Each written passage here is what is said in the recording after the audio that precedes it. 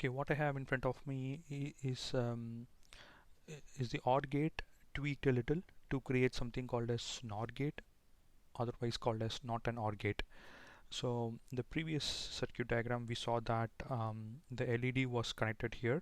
If you look at, everything remains same except that LED has moved from series to the collector to parallel. And in this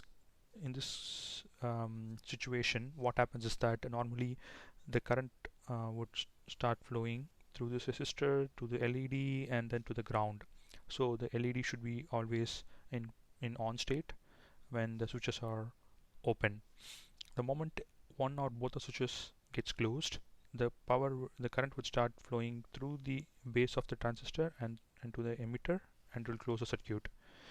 And if this starts happening, remember, when base and emitter starts conducting, the current would start conducting from collector going through the base, and it reaches the emitter.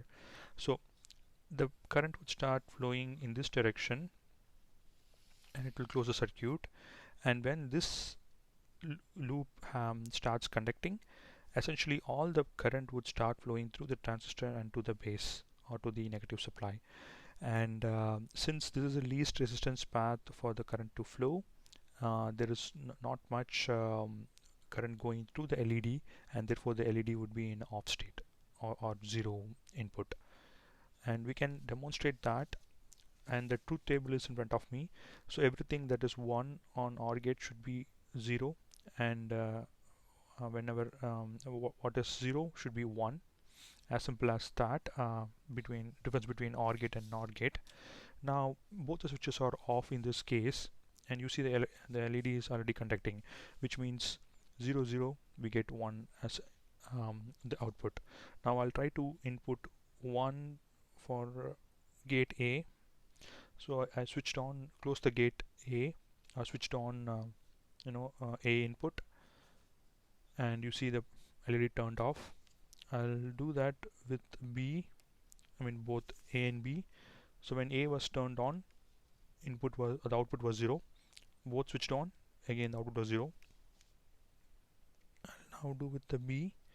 Now B gate is still, sorry, there's a loose connection. Now the B gate is on, again the output is 0. So we can see that when both of them are off, we get the output.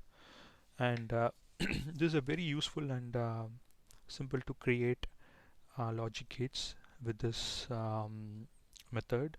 And the idea is, by creating a NOR gate, or the other useful gate is also an AND gate. By creating these gates, we can create pretty much any other gate, and that would require for us to create many other useful circuits, like adder circuit, for example. And we are trying to use NOR gate to create an adder circuit, and that will be demonstrated in the next video. Thank you.